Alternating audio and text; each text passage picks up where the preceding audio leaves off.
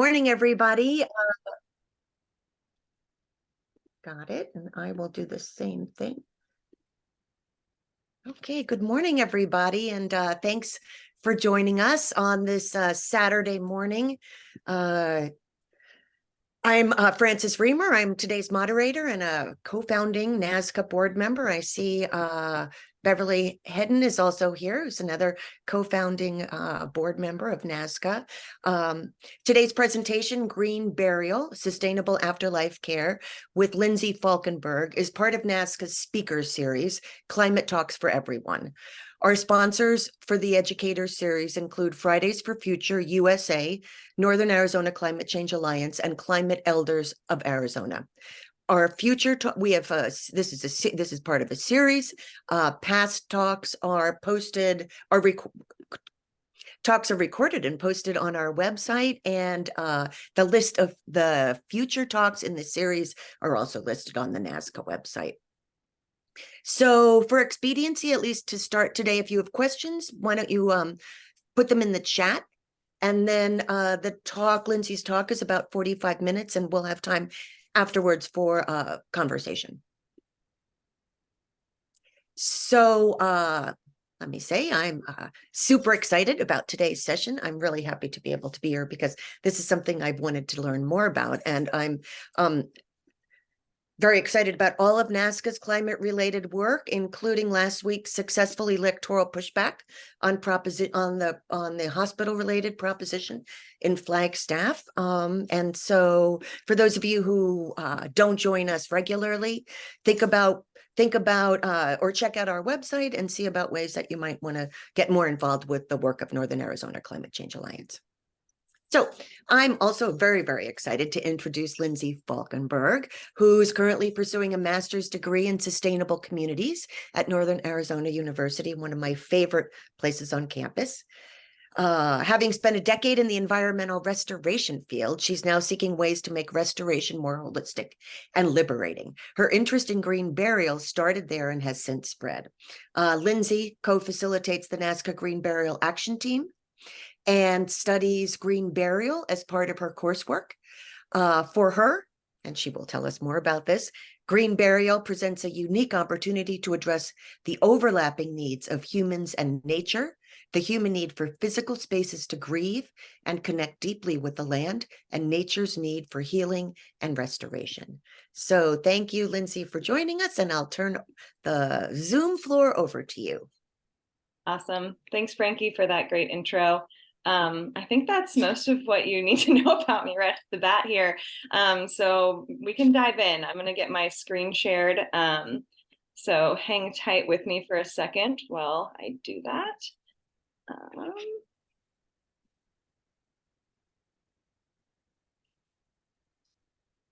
Okay. Oh, we already have a question on aquamation. Yeah, excited to get into it. Okay. Let's see.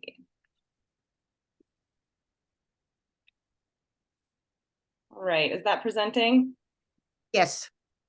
Okay, still presenting? Yes. Okay, cool, thank you. Awesome. So yes, as Frankie said, my name is Lindsey Falkenburg. I'm going to be talking about green burial and also some other more sustainable forms of death care today. Yeah, to reiterate, my background is really in environmental restoration. I was an environmental restorationist in the Pacific Northwest for about 10 years before returning to school to learn more about green burial, actually. And part of what kind of spurred me in this direction is that as an environmental restorationist, I often found that the types of restoration work we were doing in the Northwest, some forms of restoration work we were doing were really fabulous and deep. You know, we were really truly addressing the damage, degradation, and destruction of ecosystems at a deep level. However, sometimes I found that we were doing restoration work that was actually kind of recreating the same problems that that had caused the damage, degradation, and destruction in the first place. So a good example of that is, we did a lot of restoration work that was funded by mitigation.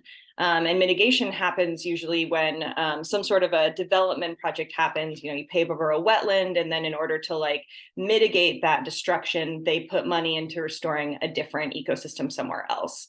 And I found that both myself and other people I was working with found there to be some challenges there around the actual ability to recreate wetlands, for example, in other ecosystems or in other places, and how effective that actually was. And there are a variety of examples like that where it kind of became clear to me that in some ways ecological restoration was actually upholding our systems of capitalism and colonialism instead of further breaking them apart.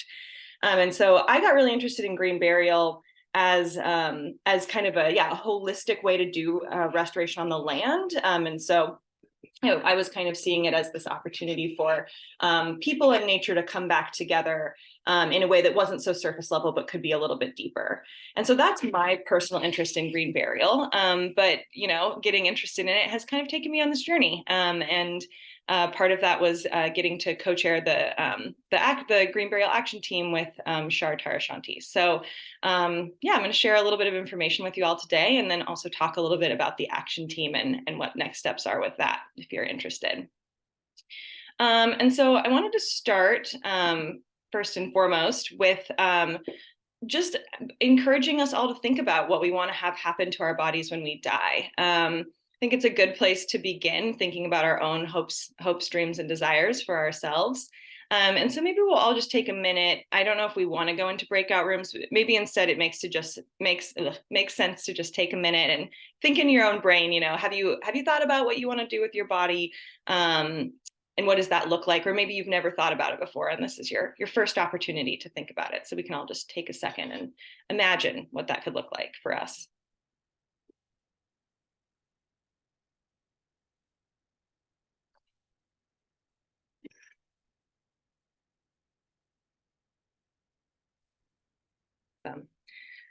Does anybody want to share what their hopes and dreams are for their body after they die? Maybe just a quick, like, one sentence of what you're imagining.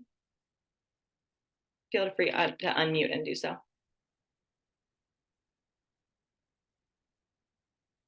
This is Beverly. I am just exploring it. I'm very interested when I turned 75, I realized I got to plan ahead. Absolutely. Yeah. Thank you for sharing, Beverly. Anyone else have thoughts about what they're hoping or imagining? I mean, I have given this lots of thought. I've got it down, although the specifics that's why I'm very interested in what you're going to be telling us. But I am clearly going to become part of the land. I already have the playlist for the scarf dance. I am going to go back into the universe in whatever way is best for the planet. Awesome. I love that. Cool. Well, if you had something in your brain, or if you had a big blank spot where that was, keep that in mind as we go through this presentation today. So I wanted to start with a little background of what our current system of death care looks like in the United States. And I'm going to talk about the dominant death care system. So what most people have access to within the US in terms of death care. And so our current system is definitely a product of a number of systems of oppression that we deal with here in the US, or that we live under. Systems like colonization, white supremacy culture, and capitalism have had a huge impact on obviously many parts of our lives. And death care has not escaped. It has also been deeply impacted by those systems of oppression. And one of the things that those systems do is they kind of increase this human nature divide. All right, they kind of pull people and nature further and further apart from each other through a variety of different processes. And I think that one of the places that is really obvious is in our death care system. I think when we look at more traditional or cultural forms of death care, that have been less impacted by these systems of oppression, we can see the ways in which, like you just said, Frankie, the ways in which our bodies do go back to the earth.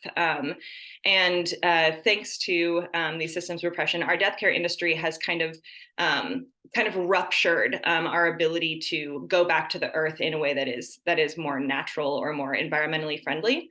And so you might be wondering, what does that look like? What does that mean? And so I have two ways in which I think these systems of oppression have really impacted our death care systems or practices. One of them is the commercialization of death care in the U.S. And so I just want to check are you guys still seeing my presentation right now?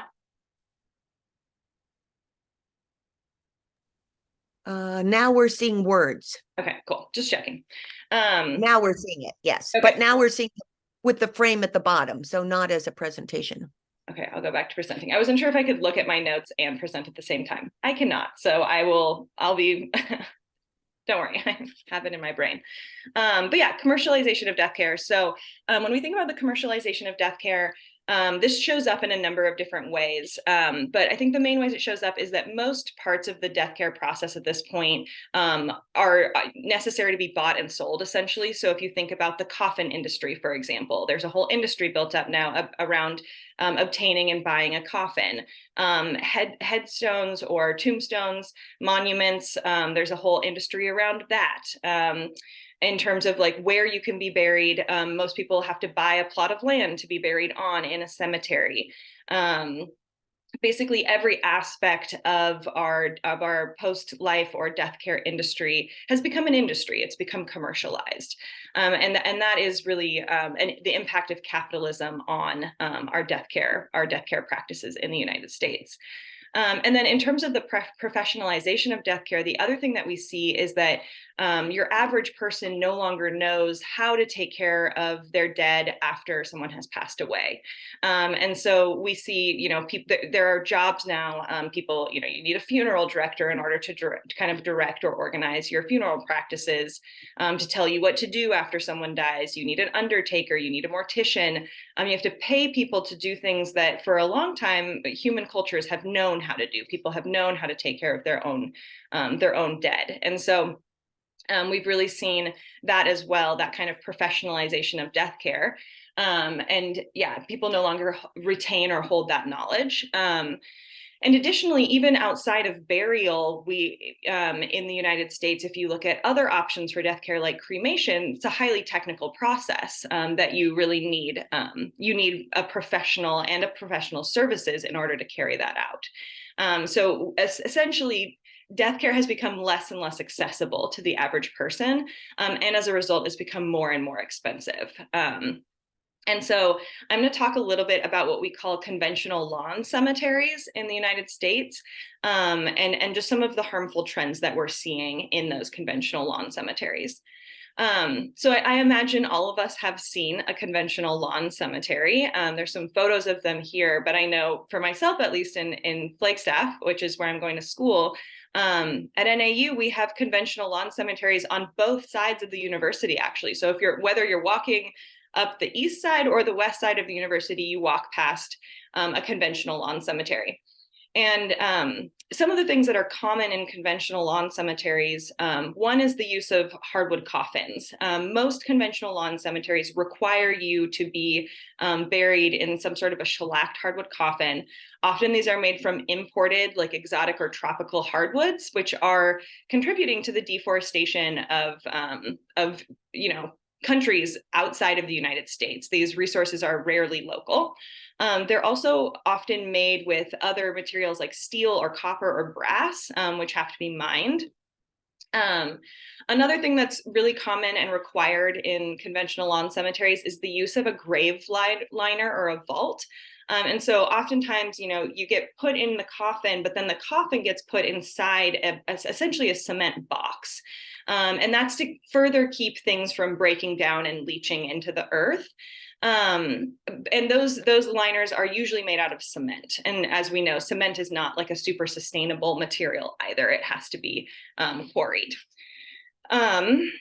Other things that are common, folks usually use monuments or headstones in conventional lawn cemeteries. These too have to be quarried and shipped, usually long distances, in order to like be available in different parts of the country. Cemetery maintenance is also a concern in conventional lawn cemeteries. Often these spaces are maintained as monoculture grass using herbicides and pesticides. And so, there's an addition of chemicals into the system, as well as a risk to cemetery workers and maintenance people. And then a really common concern is that most conventional lawn cemeteries require or highly recommend that you're embalmed. And if you want to do an open casket viewing, you have to be embalmed in order to kind of preserve the body. However, embalming uses a ton of toxic chemicals, including formaldehyde. This is one of the reasons that they have grave liners, is because if the shellacked hardwood coffin, when it eventually breaks down, then there are toxic chemicals that can get into the environment. Another piece of the puzzle here is that conventional lawn cemeteries do result in land use, which is not necessarily a bad thing. Activating land for human use, especially for like cultural practices like grieving and death, can be a really good thing. However, when we're maintaining these big swaths of land as essentially large, herbicide controlled lawns, and we're putting toxic chemicals into the ground, it's not exactly an environmentally friendly use of that space. And then, as I mentioned before, conventional lawn cemeteries and this kind of conventional style of burial in the United States is very expensive. I think we're looking at around $7,000 on average to be buried in a conventional lawn cemetery. And so unless somebody left that for you in their will, it can often be a large burden on family and friends that are left behind to pay for a burial like this. I didn't mention this in the commercialization piece, but the death care industry and the burial industry in particular is a really booming industry. In 2021, it grossed around $20.1 billion. So there's a lot of money happening within this system, and a lot of things are very expensive. As a result, a lot more people have turned to cremation. Cremation is kind of viewed as a cheaper and often perceived as a greener option for your post-life preferences. About 57% of folks in the United States at this point say that this would be their preferred death care option. However, unfortunately, cremation is not actually particularly green. Based off the size of the body, cremation releases somewhere between 284 and 568 pounds of CO2 into the atmosphere when the firing happens. And then the system itself uses petroleum or natural gas, and electricity in order to like run the machines that do the cremation process. So it's not without a fossil fuel impact. Additionally, most people are still cremated in a coffin. And so part of what makes up those ashes is the shellacked hardwood, exotic or tropical wood coffin that you would have been buried in. And that's because many people still do a viewing before they are cremated. And so it doesn't eliminate that like impact on deforestation. There are other toxic chemicals that are also released during cremation, depending on the person's specific body. So, for example, there can be mercury emissions from the fillings in people's teeth. Other ways in which we've had medical, surgeries or other procedures that leave different things behind in our bodies, and then during cremation, those things can become airborne. Another kind of factor with cremation is that the byproduct of that, the ashes that often then end up with a family member or spread somewhere, are highly alkaline. And so, in Flagstaff, for example, there's the Better Place Forest Memorial Ground, which is a conservation forest where you can pay to spread or bury your loved one's ashes. And I think the conservation aspect of that is wonderful. There's a lot of really wonderful benefits to that. And ashes are not actually, because they're highly alkaline, they're not exactly good for plants. And so I think there's some interesting things to consider there around how we dispose of ashes as well in a way that is good for the environment. There are some folks who are kind of attempting to do cremation in a way that is closer to like more traditional or cultural ways that it had been practiced in the past. So for example, Crestone Open Air Cremation Site is in Colorado, in Crestone, Colorado. And I think they're the only certified open air cremation site in the country. That might not be true anymore, but that was true at one point. And they do a form of cremation that involves burning the body using juniper and more locally sourced materials, and has been shown to be fairly environmentally friendly and also really culturally relevant. However, you do have to live in Crestone in order to partake in this practice. And so that's a little bit of a challenge for folks who are looking for different cremation options. So those are some of the, so that's kind of what our landscape looks like right now. We have burial options and we have cremation options, and that's what's available to most people. However, there are some more environmentally friendly and I think liberatory ways to manage one's body or manage a loved one's body after death. The main one that we're talking about here today is green burial. And green burial, I kind of think of it as a movement. It's a values-based movement to reduce harm to the environment and to death care workers, and to encourage conservation and restoration. And the main group that's really kind of heralding and keeping an eye on green burial within the United States is called the Green Burial Council. They have a website that is incredibly informative. I highly recommend checking it out. And one of the things that the Green Burial Council has done is it's created a certification process for green burial sites around the country. And essentially the requirements for becoming a natural burial site, natural burial and green burial are fairly interchangeable terms. So I may use them both to refer to this whole concept. But what a space has to do in order to be certified as a natural burial ground is fairly straightforward. There can be no embalming on site or used on bodies that are going to be buried. There are no vaults or grave liners allowed, and the body has to be placed in a biodegradable body covering or an encasement. So essentially, the body has to be allowed to or able to fully break down once buried.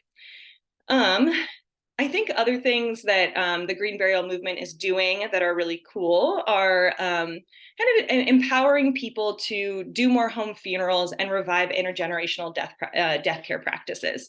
And I think we've seen a resurgence of the death doula, for example, folks who are significantly more affordable and more interested in kind of sharing knowledge around how to deal with or take care of one's dead after they've passed.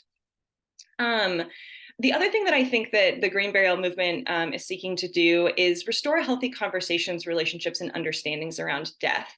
I think one of the kind of painful results of our industrialization of the death care industry is that we have also kind of been separated from or have lost some understandings around how to grieve or talk about or think about folks dying in our lives, and has left people without super good coping techniques or mechanisms around bereavement.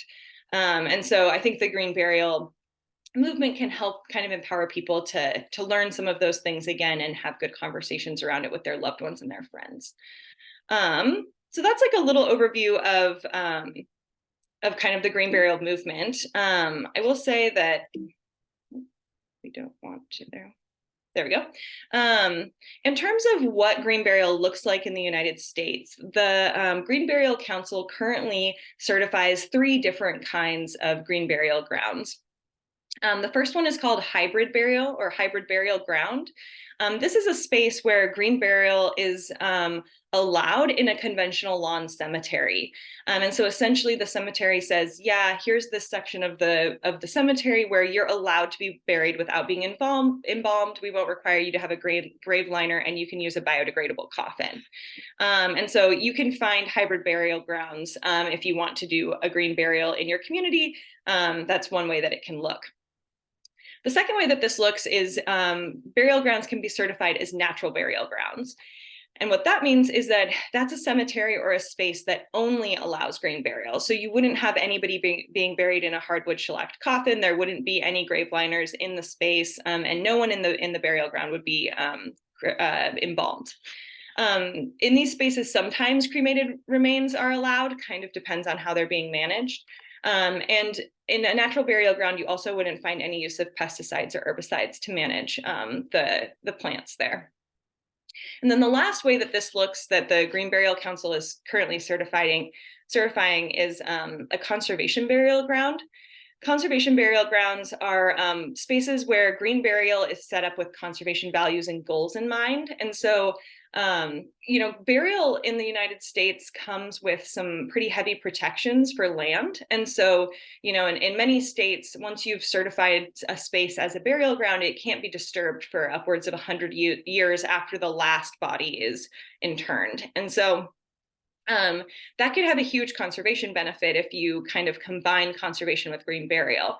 Additionally, the money that comes from, for example, buying a space in a green burial ground can support conservation goals as well. And so there's some real benefits to kind of merging the world of conservation and burial and having them support each other. I do want to talk about some other green options for green, or I guess more environmentally friendly options for for death care. The first one I want to talk about is hydromation, or I know someone in the chat mentioned aquamation. It's the same thing. This is also called alkaline hydrolysis. Essentially, this process uses around 80 gallons of water and a variety of alkaline bases or chemicals to break down the body or the bonds that hold our bodies together. In terms of like what this looks like in comparison to cremation, afterwards, most of the body is completely gone. It has completely essentially dissolved into the water. This does leave behind more bone than the cremation process does, but not much more. In terms of energy use and how this compares to cremation, it uses less energy than cremation, and typically that energy is electrical. Sometimes, depending on where the facility is, it might use natural gas or solar to heat the water, but the energy consumption to heat the water is significantly less than cremation.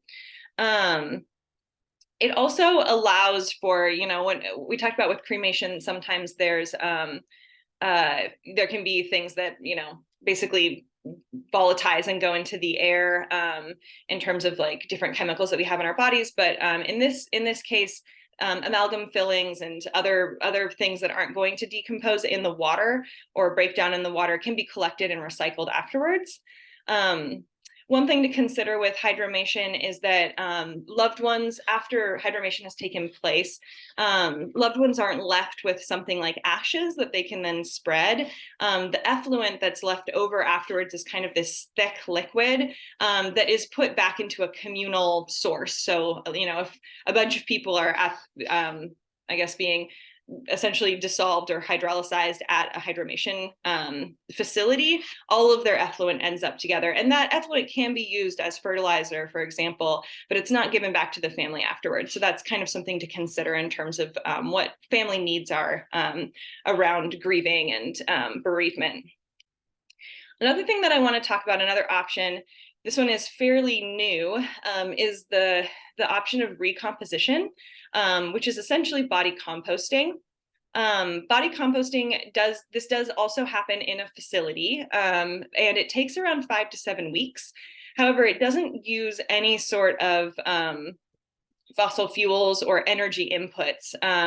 Bodies are placed in essentially kind of like what looks a little bit like a coffin, but in a small space that is filled with soil and microbes and different organic matter. And just like composting happens in our garden, these soil microbes and the other organic matter in the space break down the body, and that can take about 5 to 7 weeks. And then the soil that is left over cures for about 3 to 5 weeks. So it's a little bit of a longer process than these other ones. But then afterwards, the soil can be given to family members, and family members can do all sorts of things with it. They can spread it like ashes, as long as they're doing it legally. It's similarly to ashes. You can't just spread ashes everywhere, and the soil is the same. You have to do it legally. But you can also, folks can use it in their garden. They could grow a tree with it, whatever feels pertinent to them. And one body creates around 1 cubic yard of soil. And soil restoration in the United States is a really important area for us to be thinking and working, especially when it comes to both maintaining and restoring our ecosystems, but also when we're thinking about healthy food. And soil is the basis of like a lot of health, both in our bodies and in our ecosystems. And so I think the idea of getting to create healthy soil is a pretty exciting one. In terms of where this is legal, it's legal in 7 states. It's not currently legal in Arizona, and this is something that could be worked on in a future action team. But I think there's pretty good templates and resources for how to legalize recomposition in your community or in your state. The last thing to consider is that if this is something you're interested in, but it's not legal where you live, you can look into having your body transported to a state where recomposition is legal. I'm pretty sure it's legal in Nevada. I don't know that they have a recomposition facility yet, but that would probably be the closest place to Arizona where we could partake in this practice. And so then you have to consider the fossil fuels of shipping your body. But other than that, this is a very green death care practice. And Lindsey, can you use human compost for food gardening? That's a good question. When I was reading through the Recompose website again last night, I didn't read anything saying that you couldn't use it for gardening. After it cures, there is no sort of harmful bacteria or chemicals left over in it from the body, even if someone died of disease. So I think it should be fairly safe, but I don't know. We might want to look into that a little bit more first. And it's a great question, Frankie. Okay, so I wanted to then touch on really quick.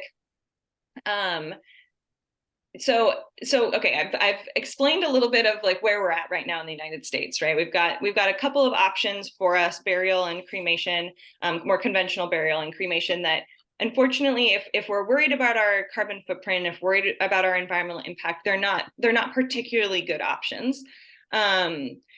And we have some options that are great options. Green burial is a really environmentally friendly option. Hydromation, I think it's a step in the right direction. I don't know that I think it's like the perfect solution, but it is an option if it's available. And then recomposition also seems. It's fairly new, but it seems like an awesome option as well, again, if it's available to you. And so in terms of where we're headed with this in Northern Arizona, the Green Burial Action Team was started about a year ago by Shar Tarashanti. Her knowledge and experience in the green burial world is very different than mine. I'm coming at this from an environmental restoration background, and she was really coming at it from more of a burial, death care, end of life planning background. And I think both of those things are really important when we're thinking about what kind of work there is to be done in Northern Arizona. And so Shar, unfortunately, has moved to Boise and is no longer involved in the action team. And so we've been regrouping a little bit. And our current plan is to start back up in January and have our Northern Arizona community action team join forces with a community engagement minor action team at the university and include students in the process as well. And I think there's a lot of different things that this action team could do based off of what folks are interested in. I think that the 3 areas of work that need to be done in terms of bringing more green burial resources to Northern Arizona are education, advocacy, and direct action. And so I think within the action team, we're looking at figuring out ways to do education, ways to bring resources or materials, to compile resources and materials and make them really available to folks, to bring speakers to Northern Arizona that folks could go and listen to bring workshops maybe around how to do your end of life planning, how to plan in for environmentally more friendly death care options, and how to host events for death care workers like death doulas, or how to host like death cafes, things that can kind of help folks again reconnect to this this side of grief and bereavement that many of us have been kind of disconnected from due to those systems of oppression. There are also a number of things that we could advocate for in Northern Arizona. For example, advocating for recomposition to be legal in the state of Arizona is something that we could do. Hydromation is legal in the state of Arizona, but as far as I can find, we don't currently have any hydromation facilities available in Arizona at large, but Northern Arizona, I don't think there are any available. And so that's something else that could be advocated for if that was something that really interested people. And then the last thing that we could be doing is doing some direct action. I think that it's Citizen Cemetery in Flagstaff, for example, is a hybrid cemetery, so you can be buried there in a green way.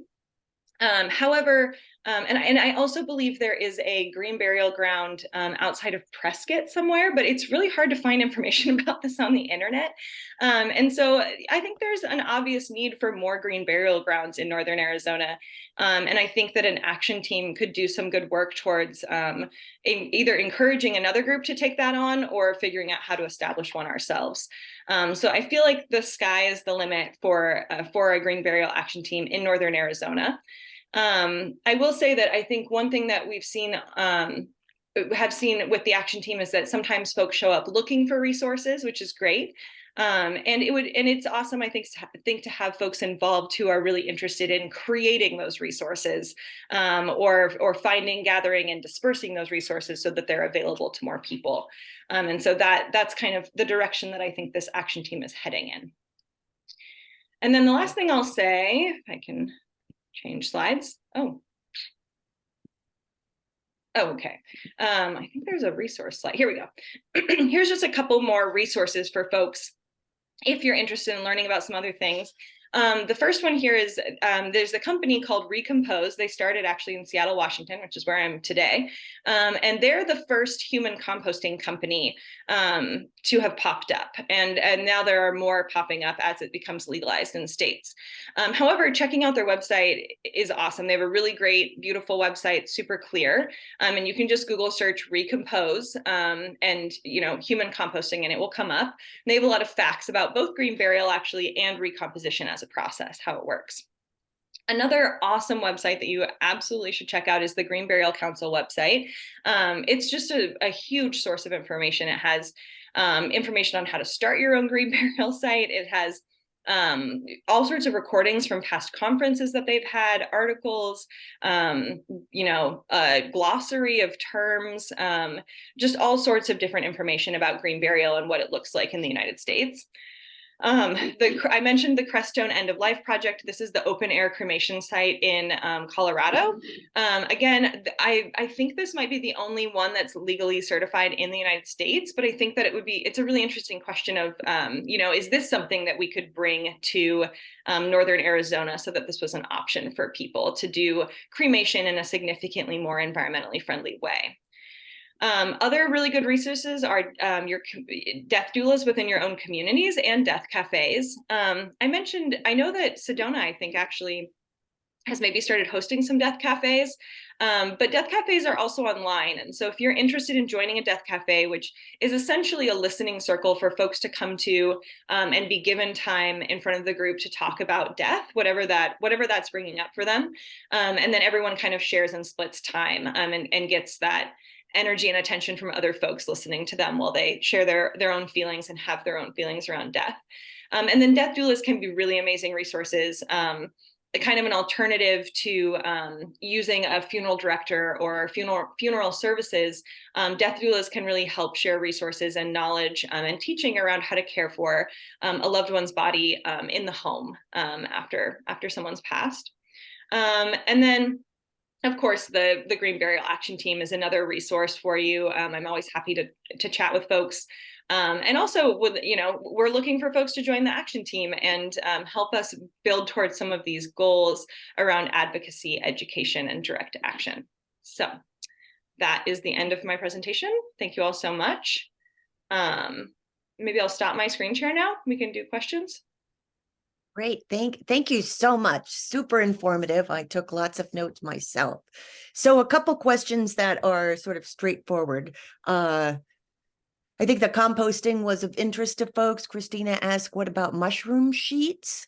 And then there was a question about like home burials. Are you allowed to bury a loved one if you have a large plot?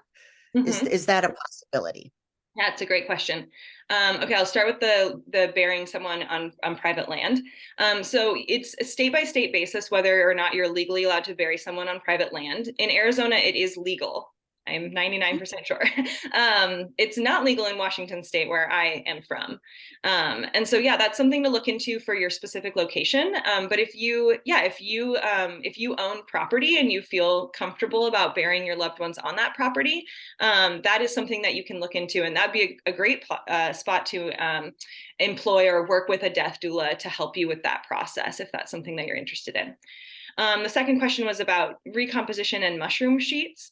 Yeah, there are, I imagine many of us know about the term greenwashing and how when we work towards creating more environmentally friendly or liberatory systems or practices, often it comes along with a fair amount of greenwashing. That's not to say that mushroom sheets are greenwashing, but that I would encourage folks to be skeptical of any product that's being sold to you to help with decomposition in the soil.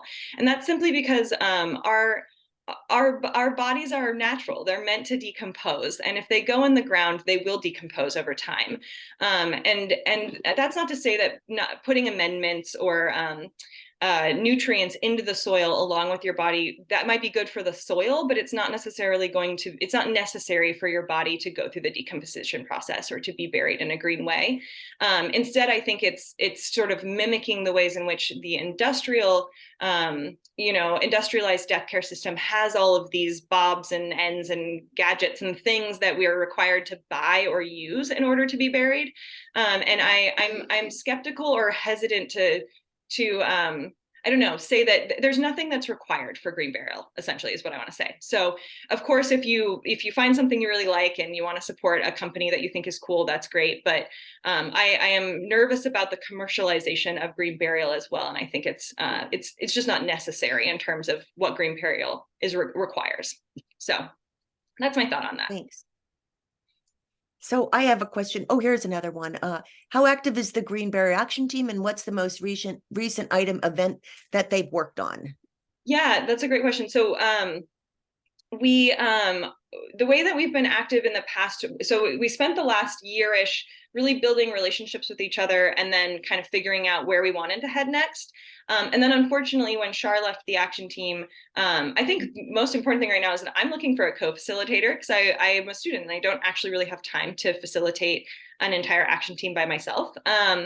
That's part of the reason why our next steps is that we're going to restart the action team in January and build on a lot of the resource finding and materials that we had been working with over the past year, and then start moving towards action and hosting some events. That's our hope for the fall, for basically that January through May semester.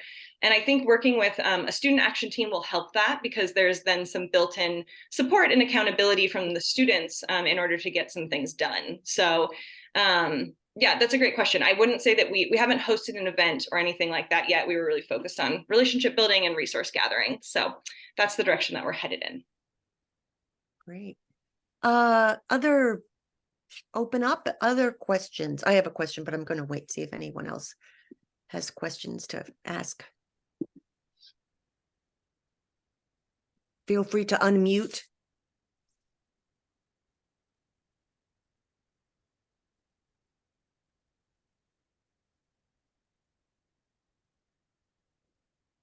Okay, so maybe I'll jump in while people are oh, good. Steph, did you want to ask a question? Yeah, my question is about like cultural practices surrounding death and burial, and what are the resources for trying to create new traditions around these different practices, and what you've learned or anything that you've thought about, because so much of it is go to the cemetery and do these things, or have the ashes on the mantle and then go spread them somewhere. But you know, trying to create different forms of ritual around these new practices. I'm interested in finding out what you learned or any other resources. That's a great question. I think so much of kind of reviving or rediscovering cultural practices or traditions that have been kind of you know, taken away from many people thanks to white supremacy culture. You know, both folks of color and white folks have lost those traditions. I think a huge part of that is doing our own ancestral research. And I think there are lots of groups that can help with that work. But I think understanding our ancestral roots, where we come from, what kind of traditions were cultural for our peoples, can kind of help us reconnect to what we want to revive and what we want to carry forward, but also what we want to create for ourselves. I mean, you know, we're obviously in a permaculture class together, and I think that permaculture is a really good example of that, of what do we do when we've lost tradition or traditional knowledge of the land in such a way that that we are in a position of needing to recreate it or find new practices. I think the Crestone open air cremation example is a really good one. In terms of, you know, this community has really come together around open air cremation and creating their own new rituals and traditions in order to kind of support that. And so I think looking into that more and seeing what it looks like would be a great idea. There's also a really incredible book, I'm trying to find it, about death care practices globally and what they look like all over the place, that I think is really helpful. I'm going to try to figure out what it's called. Oh, wait, I have it in my Audible. Let's see.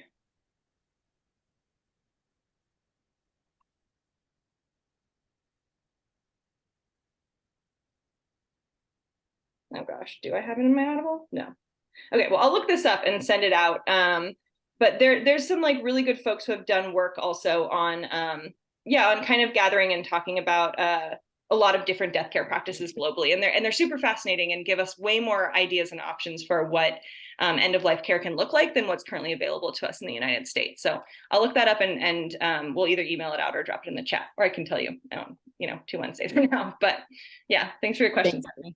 Well, So you were talking about Crestone, and I looked up the website as you were speaking, and I'm very interested. I don't have a sense of place, so a lot of the other examples still seem to support the conventional lawn cemetery idea, and I like this notion of not being in only one place. Mm-hmm. But do you have any sense of why this notion of particularly Crestone, why they keep it within their community? And also, Moon asked a question about regulations around green burial. And so those are sort of two questions that are articulated. Yeah, and I actually think they go together pretty well, because the reason that the Crestone open air cremation site is so contained is because of regulation. So Colorado, that community really had to fight in order to establish that open cremation site. And Colorado has placed a lot of regulations on them in order to limit who can be cremated there. Essentially, that's why you have to live within the community in order, and people move there and buy homes there in order to establish residency so that they can be cremated in this way. And so it's definitely attracting a lot of attention and interest. But yeah, I mean, you know, part of this is that the burial industry is really powerful and makes a lot of money, and they don't necessarily want alternative, more affordable forms of burial being available to people. And so, you know, that has made it challenging to establish or legalize different options for burial, for cremation, that are greener. Green burial is legal I think in all states in the United States. And so it's really just a matter of like more like what's legal around burial. So in Washington, for example, it's not legal to be buried on private property. So you couldn't get buried in a green way in Washington unless you have access to a green burial site. So some sort of certified green burial ground. And then this is all very state dependent. So depending on what state you're in, there are all sorts of different regulations on like what it requires or what's required to be a certified burial ground, or how much money you have to put up front in order to like kind of prove that you can support the space. Those kind of things really vary. And so, yeah, so there's that is, I think, one of the restrictive pieces of the burial system, or one of the ways in which they keep it, you know, embedded in capitalism is through regulation, governmental regulation. So it's a good question. Yeah. Yeah. It's interesting that both changes around death practices and also changes around banking are so difficult to make, because there are, I mean, around, you know, just more sustainable practices, because the industries have such control. And so when we talk about both, the options are, the other options are far more limited. Yeah. Yeah. I'm curious, Moon, what you meant by thinking about people who have already abused the practice. Are you referring to something specific? Yeah, I'd have to look for it, but there has been a facility. They advertise themselves as being close to essentially like recompose. So you send your you know, family members there to be composted, and then you receive the soil back. But they actually found out that they hadn't been doing that process, and that they just kind of been throwing the bodies around. And then the dirt that they gave back was just random dirt, or in some cases cement. It was just a really sad finding of, it's kind of a new process, a new way to have green burials right now. And it feels like it's already being taken advantage of by people who want to use it in a more money grab way. Yeah. So while I understand not wanting as many maybe governmental regulations, it almost feels necessary to keep from that kind of abuse happening. Absolutely. So yeah, I guess it was just thinking about that. Like what do the regulations look like as we start to formalize this? Yeah, totally. Yeah. And I don't think that I'm advocating for no governmental regulations, because I totally agree that that they are necessary. I think I'm advocating for I think the burial lobby, you know, is going to control some of the ways that those regulations look and what's not allowed. And so more just lobbying for greener options in our communities. But yeah, again, it's very state by state. So probably some states are probably a lot like tighter or stricter on those regulations than other states, would be my guess. And I think that with any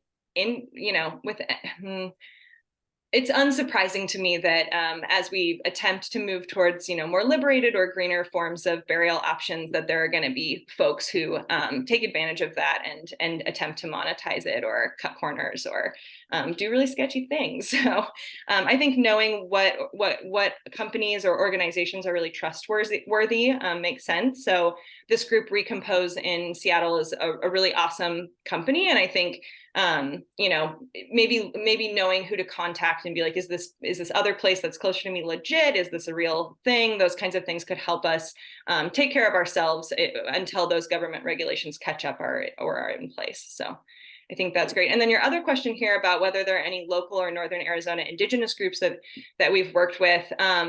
We have not worked with any Indigenous groups in Northern Arizona. Mostly because, again, the action team was really just building inter-team relationships. And so it was whoever showed up to those meetings that we were really working with. I know Susan came to quite a few of them, which was great. But I think it would be awesome to work with Indigenous groups in Northern Arizona. And I would be really curious what folks are doing on the res and what that looks like, and how they're managing their own burial practices. And there's obviously a long history of the US not really honoring or respecting Indigenous burial grounds. And so I think that's another interesting way colonialism has really played out in this arena and impacted people really differently. So it's good to be thinking about as we work on this topic.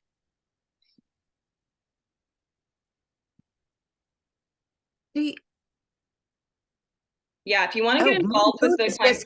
Moon is prompting such great conversations. Yes, Lindsey. Yeah. So if you want to get involved with the climate action team, I'm pretty sure that all folks who signed up for this this Zoom today, because that's how it worked, right? Folks like signed up and then got sent a link. Okay, Yes. cool. So yeah, if you signed up, then we have your email address. And the next step is that probably in early January, I'll be sending everyone that signed up that's interested in the climate action team an email talking about how to participate in January, basically January through May, as we move towards this kind of hybrid model where we're working with an on-campus NAU action team. And what that's probably going to look like is we'll have weekly action team meetings with the students that not all community members need to come to, but we'll have weekly meetings and we'll be working towards achieving some of these actions over the course of the semester. And so if you want to be involved, that would be a great way to be involved. And I think there's also something there around figuring out how to include folks who can't make it to those meetings or need a more online or like accessible option for participating. So we'll figure that out as well. But bottom line is we'll be in touch. So look out for an email from me about the action team starting up in January.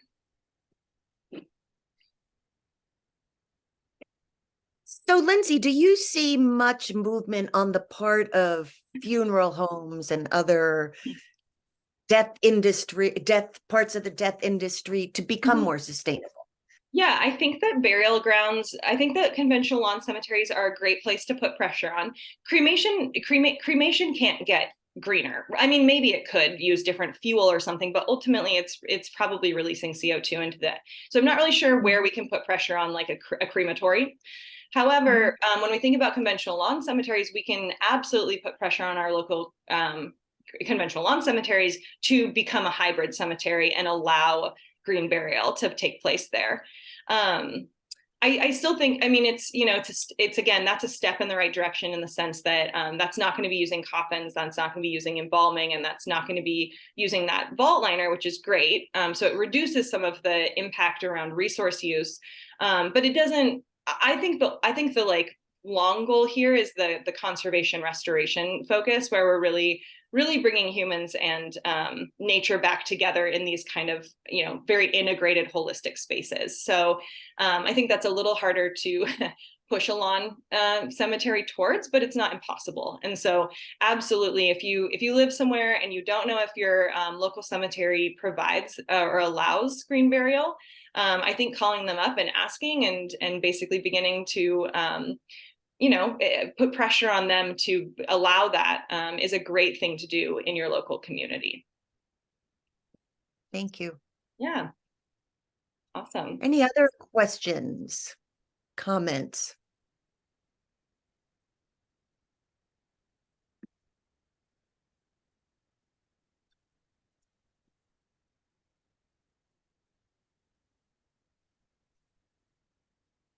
Cool. Okay, then. I was doing the teacher waiting, but Lindsey, thank you so much. This was so informative. I really hope that we get some folks from Sedona as well involved. This always seems like something that folks would at least, I don't know how much folks are going to be interested in structural change, but at least something folks are thinking about here, right? So thinking about what the options are and how to expand the options and make them more sustainable.